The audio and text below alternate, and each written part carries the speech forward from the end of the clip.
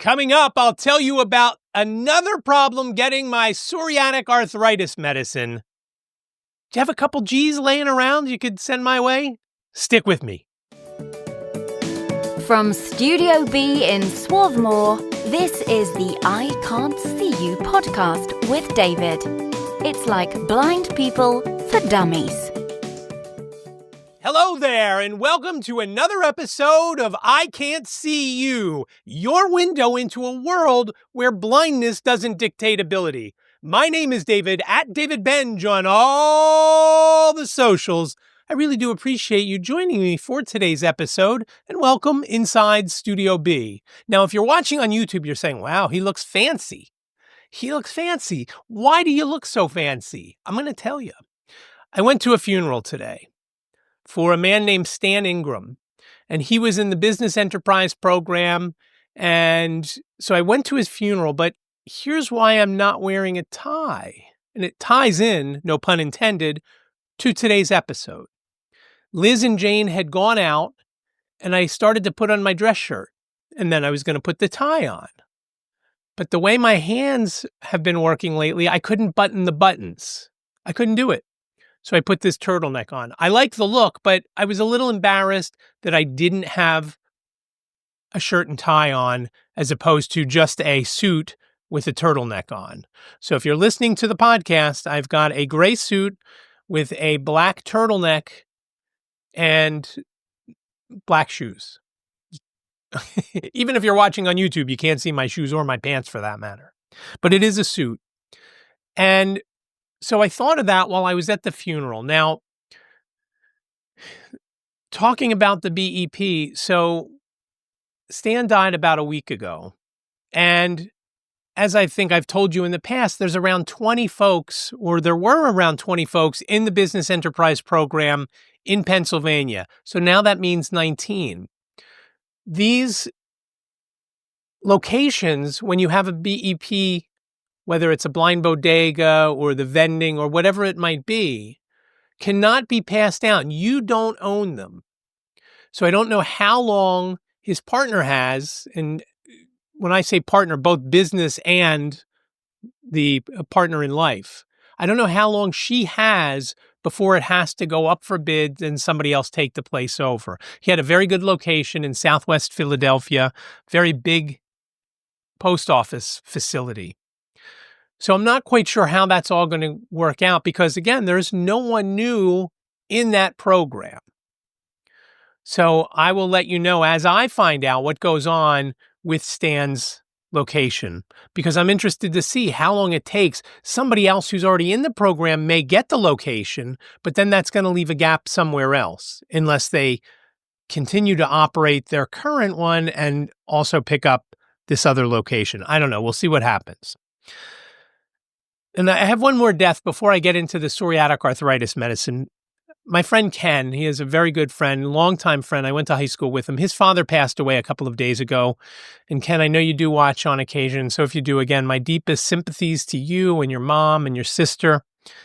And while it is never great to lose a parent, to think back when we were kids and our parents were older, and my mom and Ken's dad were roughly the same age, only by a few months difference. To think that we would have our parents into our 60s, I never would have believed you. And Ken was fortunate to get there that long with his father. I know it's hard now, but as when my mom passed away 5 years ago, she was in immense pain and she's not suffering anymore. Just like Ken's father is not suffering anymore. So Ken, again, I'm sorry for your loss. Now, the psoriatic arthritis medicine. Like I said, couldn't button my shirt today. Couldn't do it. A lot of things I can't do. Sometimes I hold things, I drop them. I was watching something on YouTube today and Jane was watching. She's home from New York for Easter. And it was this little teeny tiny camera. She's like, Dad, you couldn't even hold on to that. It was like the size of my thumb. And I couldn't hold on to it because I have very limited feeling and my hands just don't work great. And as I've mentioned previously, to walk around and do the sweeping with my cane, it just hurts to do it. Starting around 3 weeks ago, I got a text message from my specialty pharmacy. You can't just go to CVS and get this medicine, as I'm pretty sure as I told you in the past. And so they said, your prescription is ready to renew. I had signed up last month to be on their subscription plan. And when I did it, I thought, am I making a mistake? And sure enough, whether that had something to do with it or not, they said that they would send me the medicine when it was time. I got the text message saying it was going to come. And then the day before I was supposed to receive it, I got a call saying that they were looking for payment for the medicine. Since I started this medicine, I've been paying $5. My insurance has covered it, and the manufacturer has covered it. I didn't know what the breakdown was until this time, that my insurance company was paying $4,900 and the manufacturer was covering, or supposed to cover, $2,100 roughly. It was just over or just short of $2,100. Might have been $2,093, something like that. Let's call it $2,100, round it up or down. And I said, wow, it's that much. And they said, yep, it's that much. I need your credit card to process. And I said to the guy, I said, I can't pay that. I said, I can't pay $2,000 for a medicine that's not going to save my life. Is it going to make my life a lot better? Of course. Maybe not a lot better, but I know it's better. And here's how I know. I was due to take this medicine this past Sunday. So that is the 13th of April. And I could tell that last week before I take the medicine, I can feel the aches are more, the pain is more, it's harder to move my fingers. Some days I wake up, my friend Brian and I were talking a week or two ago. He said, yeah, those people drink their tea with their with their pinky outstretched. I said, I drink my tea like that a lot because I can't bend my finger. It is just a painful and frustrating thing for me to deal with. And like I said, I don't know now what I'm going to do moving forward. I talked to the insurance company and the specialty pharmacy asking, what else could I get?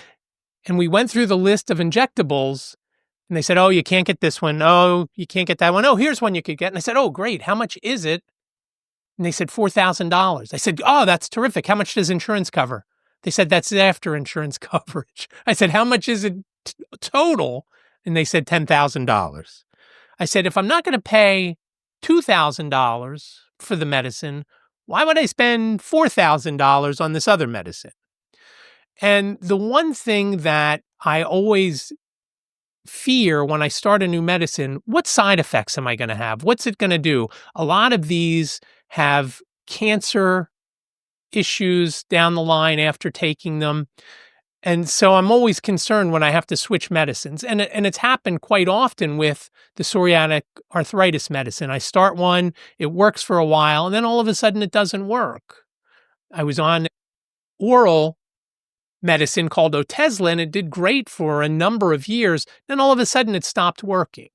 Now, I didn't think Taltz was great, but as I mentioned earlier, I knew that it was doing something because A, the doctor told me it was, and B, during the last week, I could feel the difference. I could feel my hands hurting more. I could feel my feet hurting more, my back and whatnot, my neck, all those places. So I know that it worked at least a little bit. It wasn't a silver bullet. It wasn't like, hey, I feel great. That was never the case.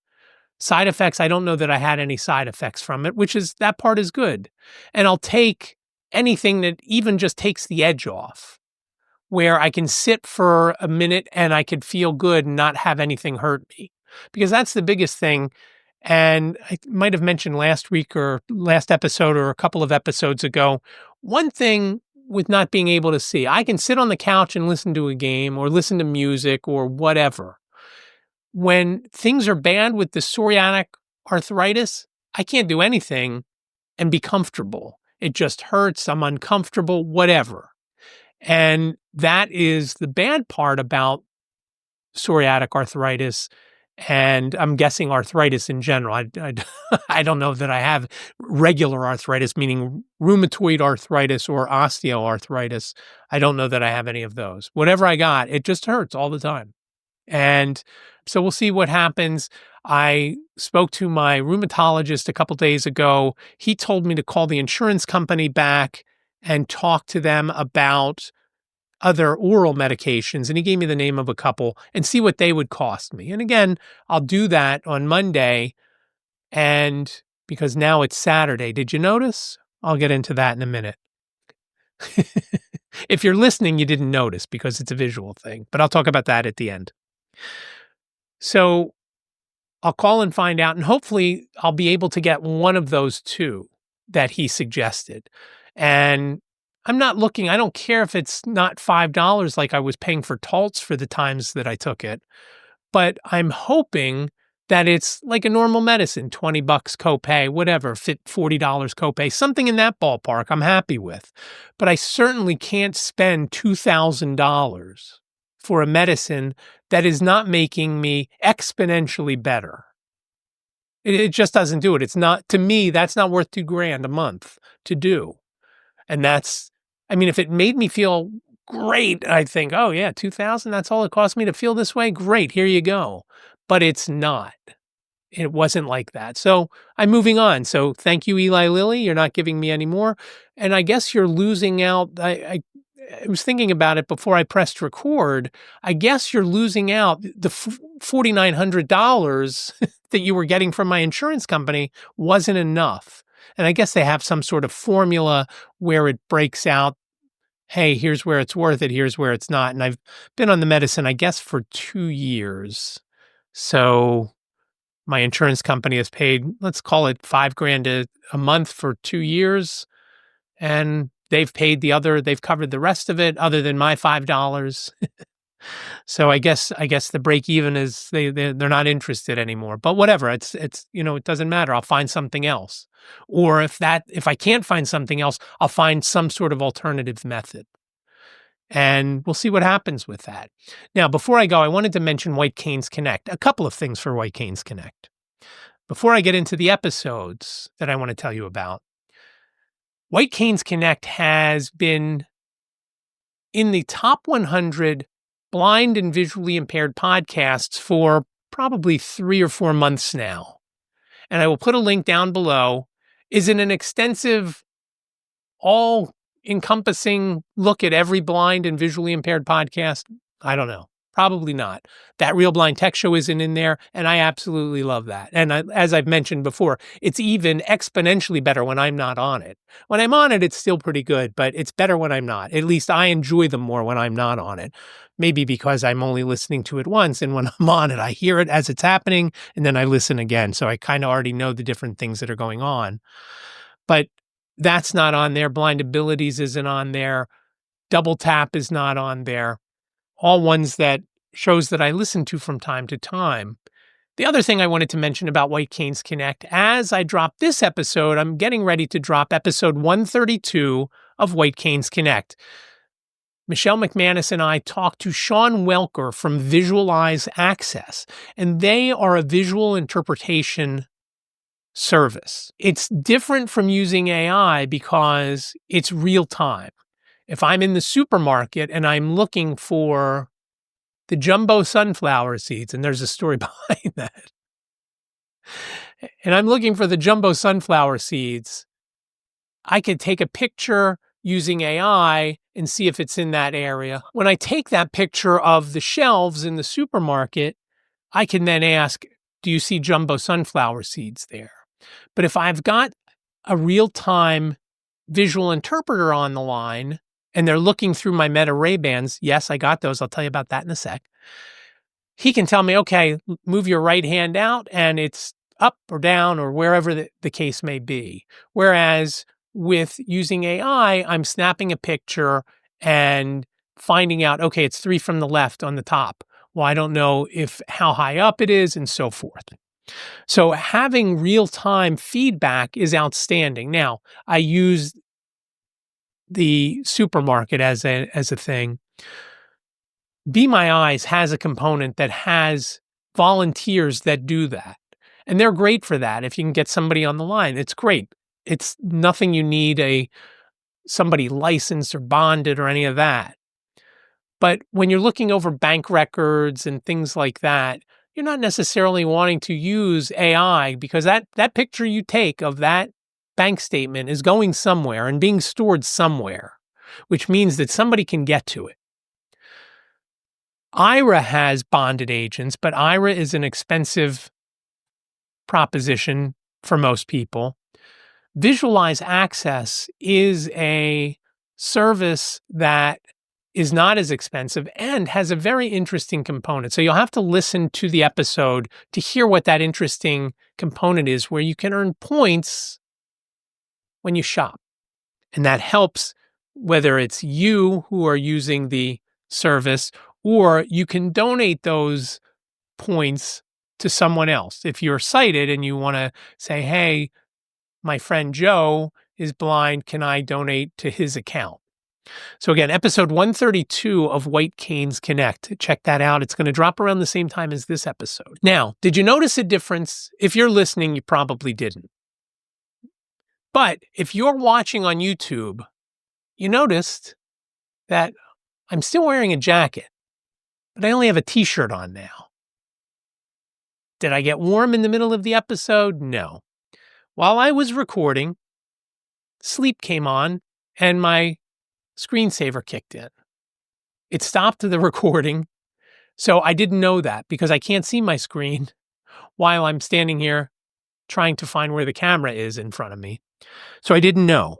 I only knew when I started to edit last night, Friday, when I recorded most of the episode. So if you notice the difference from the t-shirt to the turtleneck, let me know down in the comments. If you didn't notice, okay, I get it. And if you're listening on the podcast, I should tell you this as well. We've started doing a weekly video called Federation Focus over on the National Federation of the Blind of Pennsylvania's YouTube channel. And what it talks about each week is meetings that are upcoming that week for the different chapters and divisions, any fundraisers that are going on within the affiliate or, again, within the chapters or divisions. And I recorded that last week. I went to upload it. I recorded it on Monday. And when I went to upload it, I got to the end and I'm like, wait a minute, where's the rest of it? It also stopped recording. I had changed my clothes and whatnot because I recorded it early in the morning on Monday morning. And now I had taken a shower, I put on different clothes. So if you go back and watch that, I have two different shirts on. They're very similar though. Just one is bluish and one is brownish. I don't know what the story for that is. And I'm hoping that this episode is recording fine. Now I mentioned fundraisers. The Keystone chapter is doing a fundraiser at Landmark Americana at 3333 Market Street coming up on the 29th of April. That's a couple of weeks from now, or a week from now, I guess. A little over a week. And it's from open to close. You need a physical flyer. You can't show the flyer on your phone. You need to have the paper flyer. I'll have a link to the flyer in the description and show notes. But you've got to print that out and take it with you. The cool thing is the Keystone chapter gets 25% of all regularly priced items on your check. So if you have a couple of margaritas and a hamburger and an appetizer, and I'm telling you that we go to Landmark Americana after every Keystone chapter meeting. And when the server is reading us the menu, I always think, oh yeah, I'm going to have that. And then they get to the next thing. Oh, no, I'm going to have that. And then they get to the next thing. I say, oh, that sounds even better. And so everything they have is so good. I had lobster mac and cheese and I think it was called Southwest burger the last time I was there, and it was delicious. That's what I'm going to be getting on the 29th of April. I'm going for lunch because I have a meeting at dinner time that night. So I'm going for lunch. I'm going to meet a few friends there. Liz, unfortunately, won't be able to go because she'll be at school teaching those little monsters. But I will put a link. I would appreciate any help that you can do with that. If you print the flyer and bring a couple of friends, the food is really good. The drinks, I'm not sure of. I only get iced tea, of course.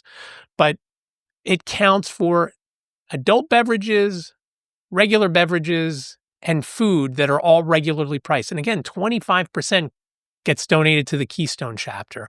So I'm hoping we do really well on that day. We all have plans on going out. Like I said, I'm going around lunchtime. A lot of folks are going around dinner, and hopefully they're going to bring some friends. If you are available at lunchtime on the 29th, I would love to meet you there. I'll get there about 1 o'clock if you want to join me. But please check that out. Link is down below. That's a link to the flyer that you then have to print out. Again, you can't show it on your phone. Please print it out and take it with you and give it to them when you go on the 29th of April. That's right after Liz and I get back from Vegas, which I'll tell you all about in the next episode, going to the NFB of Nevada State Convention over the weekend coming up. The 24th, we fly out. We come back on the 28th. So excited for that. At least one trip to In-N-Out Burger will be made, and we're not sure where else we're going to eat. That's why we're going. I've been to Vegas a couple of times. I have never gambled there, which I just can't believe because I used to love to gamble when I was younger. I don't know if it's a thing that I can't see as well anymore. I don't know. But going to Vegas, I'll let you know how that is, and I'll give a report. I'm going because I want to see how other state conventions are run, because I'm the chair of the National Federation of the Blind of Pennsylvania convention coming up in November in Harrisburg.